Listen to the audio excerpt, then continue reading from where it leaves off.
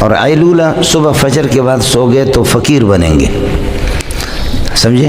غیلولہ عصر کے بعد سو گئے تو پاگل بن جائیں گے، بھوت چڑھیں گے آپ پر۔ اس لیے ایک روایت، تو امام مالک رحمۃ اللہ علیہ کی یہ تمنا رہتی تھی کہ اللہ مجھے اور عمر دے دے، اور عمر دے دے، اور عمر دے دے، اور عمر دے دے، تاکہ مسجد نبوی میں خلق خدا کو زیادہ سے زیادہ حدیث پڑھاؤں۔ تو ایک دو دن ذہن میں آیا کہ یا اللہ، کوئی کیسے پتہ چلے گا مجھے باقی میں کتنے سال زندہ ہوں؟ پتہ چل جاتا۔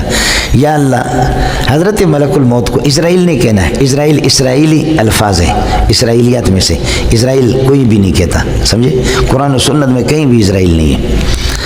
ملک الموت علیہ الصلوۃ والسلام کو میں کسی طرح اگر خواب میں دیکھ لیتا تو اسے پتہ کر لیتا، یا اللہ مجھے ملک الموت سے ملاقات کرا دے۔ تو وہ مولی منظور کی دعا تھوڑی تھی، وہ امام مالک کی تھی۔ اللہ نے رات کو ملک الموت کو خواب میں دکھایا اس کو۔ حضرت آگے تسو کے تو کہا کہ جو ملک الموت کمزانہ دے آسمان نہ راغلے، کمزانہ راغلے، سمجھے؟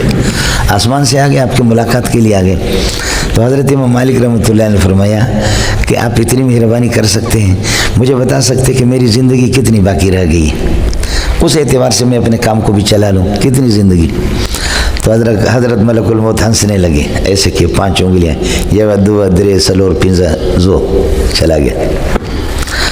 اب امام مالک رحمۃ اللہ علیہ صبح خواب سے جب اٹھے تو اذا زلزلت الارض زلزالہا، حضرت کی حالت ہی خراب ہو گئی کہ بھئی مسئلہ تو خراب ہو گیا۔ اب اس نے 5 کر کے، میں نے سوال پوچھا کہ میری زندگی کتنی؟ اس نے کہا 5، پتہ نہیں 5 گھنٹے، 5 دن، 5 ہفتے، 5 مہینے، 5 سال کیا ہے؟ یہ تو آسمان سے گرا کھجور میں اٹکا، مسئلہ ہی خراب ہو گیا۔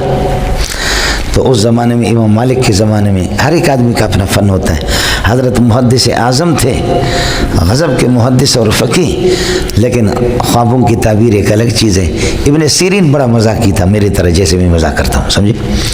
تو حضرت اقدس، لیکن وہ میرے طرح ایسی زبان اس کی نہیں تھی۔ ہماری زبان کو بس آپ لوگ دعا کریں۔ حضرت اقدس امام مالک نے اپنے 1-2 شاگردوں سے کہا کہ میں تو بہت تردد میں ہوں، اس قسم کا خواب دیکھا ہے، تم لوگ جا کر کے ابن سیرین سے پتہ کرو، لیکن میرا نام ابن سیرین کو نہیں بتانا۔ بس کہا ایک آدمی نے خواب دیکھا اس طرح، اتنے سے بتا دو اس کی تعبیر کیا ہے۔ اور طالب علم جی پیدل غریب یہاں سے گئے، کئی دنوں کے بعد حضرت کے پاس پہنچے ابن سیرین کیا، السلام علیکم۔ وعلیکم السلام، کیسے آنا ہوا؟ فرمایا کہ دور دراز علاقوں سے آئے ہیں، اور ایک آدمی نے ایسا خواب دیکھا، ملک الموت کو دیکھا، اپنی زندگی پوچھی، ملک الموت نے یہ جواب دیا ہے، دا پنزا، پھر چلا گیا۔ اس کا کیا مطلب ہے، کیا تعبیر ہے؟ امام مالک رحمۃ اللہ علیہ، اس نے ابن سیرین نے کہا کہ بندہ کون ہے جس نے خواب دیکھا؟ انہوں نے کہا کوئی بھی ہو، اس لیے کہ استاد نے منع کیا تھا کہ میرا نام نہیں بتانا۔ کہا کہ تم بندہ نہیں بتاؤ گے، میں تعبیر نہیں بتاؤں گا۔ انہوں نے کہا کہ اللہ کے لیے دور سے آئے تعبیر بتا دو۔ کہا بتاؤ بندہ کون ہے، بندہ کون ہے؟ انہوں نے کہا حضرت اللہ کے لیے کوئی بھی ہو، سمجھے، آپ تعبیر بتا دو۔ آئے سمجھ میں؟ تو حضرت اقدس ابن سیرین رحمۃ اللہ علیہ ہنس کر کے کہنے لگے، اس کو تم زمین کے نیچے چھپاؤ، میں باہر نکال دوں گا اس کو۔ وہ بندہ جس نے یہ خواب دیکھا، وہ اس موقع، اس زمانے میں صرف امام مالک ہی ہو سکتا ہے اور کوئی نہیں۔ سبحان اللہ، سبحان اللہ۔ اس زمانے میں اگر یہ خواب ایسے دیکھنے والا، وہ صرف میری دانش کے مطابق امام مالک ہی ہوگا اور کوئی آدمی نہیں ہوگا۔ آیا مسئلہ سمجھ میں؟ یہ کس طرح آپ کو پتہ چل گیا؟ فرمائے اس طرح عظیم فرشتے سے کوئی عظیم آدمی بات کرے گا، سمجھ شریف میں ہے کہ نہیں؟ اس عظیم فرشتے سے اس طرح بے تکلف ہو کر کے، جبکہ فرشتوں کو دیکھ کر کے آدمی کی حالت خراب ہو جاتی ہے، سمجھے؟ ایسے بے تکلف ہو کر کے اس سے گفتگو کرنا، یہ ایک عظیم انسان ہوگا۔ اور میری نگاہ میں اس وقت عظیم انسان سب سے بڑا امام مالک ہے، سمجھے؟ اور جا کر امام مالک کو کہو کہ تو اپنے فن کا ماہر ہے، یہ تیرا فن نہیں ہے، گھبرانے کی ضرورت نہیں ہے۔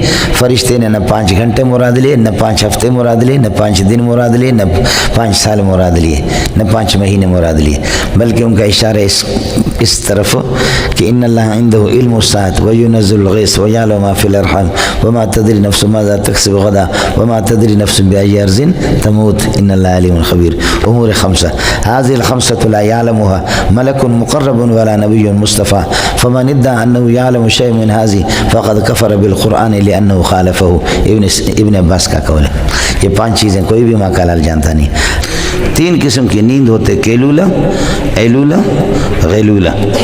سمجھے؟ کیلولہ یہ دوپہر کا کیلولہ جو سنت ہے، اور ایلولہ صبح فجر کے بعد سو گئے تو فقیر بنیں گے. سمجھے؟ غیلولہ عصر کے بعد سو گئے تو پاگل بن جائیں گے، بھوت چڑھیں گے آپ پر. اس لیے ایک روایت کمزور ہے، لیکن اس روایت میں ہے کہ اگر کوئی عصر کے بعد سوتا ہے اور وہ پاگل ہو جاتا ہے تو پھر ہمیں ملامت نہ کرے، فلا یلومن الا نفسہ. میں اس کا آسان طریقہ آپ کو بتاتا ہوں. آپ عصر کے بعد سو جائیں، آدھا گھنٹے کے بعد جیسے آپ کی آنکھ کھل جائے گی تو پہلی بات تو آپ کو پتہ نہیں چلے گا یہ کس ٹائم پہ میں سویا ہوں. سمجھ شریف میں کہ پہلی بات یہ کہ آپ کو پتہ نہیں چلے گا کہ کون سا ٹائم ہے. تو کافی دیر کے بعد انشاءاللہ آپ کو سمجھ میں آئے گا کہ وہ عصر کے بعد سو گیا. رات کے سونے کے اندر یہ نہیں ہوتا، کیلولہ کے اندر یہ نہیں ہوتا. سمجھ شریف میں ہے کہ نہیں؟ لیکن عصر کے بعد یہی ہوگا. اور فجر کے بعد اگر سوئیں گے تو فقیری بھی آ جائے گی اور نامردی بھی آ جائے گی، نامرد بھی بنیں گے، مردانگی بھی آپ کی کمزور ہوگی. اس لیے حضرت عمر نے فرمایا ایاکم ونومۃ الغداۃ فإنها مبخرۃ مجعرۃ مجفرۃ. کیا فصاحت ہے. ایاکم ونومۃ الغداۃ، فجر کو نہ سویا کرو، فإنها مبخرۃ مجعرۃ مجفرۃ. اس لیے ہمارے حضرت فجر کی نماز کے بعد طلبہ کے کمروں میں پھیرتے تھے، اگر کوئی سو گیا تو کس کر کے اس کی پٹائی کرتا تھا. ایسی پٹائی لگاتے تھے حضرت اقدس مولانا سلیم اللہ خان. حضرت فرماتے تھے کہ فجر کے بعد میرے نزدیک سونا بالکل حرام اور ناجائز اور کفر ہے. اور ہمارے ایک اور استاد تو فرماتے تھے کہ فجر کے بعد سونا علماء کے لیے واجب ہے. جیسے فجر کے بعد ظاہر ہے کہ ہم لوگ یاسین تو پڑھیں گے بھی نہیں. آیا سمجھ میں؟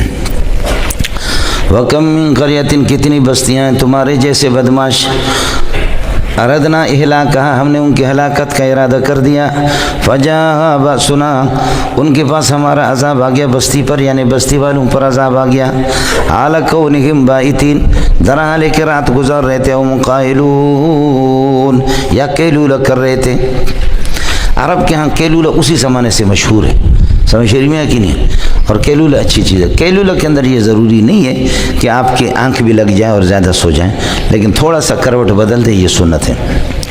فما کان دعواہم، یہ بدماش جو اللہ کو نہیں جانتے تھے، لیکن جب اللہ کا عذاب گیا، فما کان دعواہم اذ جاءہم باسنا، ان کی کوئی اور فریاد نہیں تھی جب اللہ کا عذاب آ گیا، الا ان قالوا مگر یہ کہنے لگے انا کنا ظالمین، ہم نے بہت زیادتی کر دی، پروردگار ہمیں معاف کر دے. جی ناظرین، آپ نے حضرت العلامہ مناظر اسلام ڈاکٹر منظور منگل صاحب کو سنا. آپ کو کیسا لگا کمنٹ میں ضرور بتائیے گا.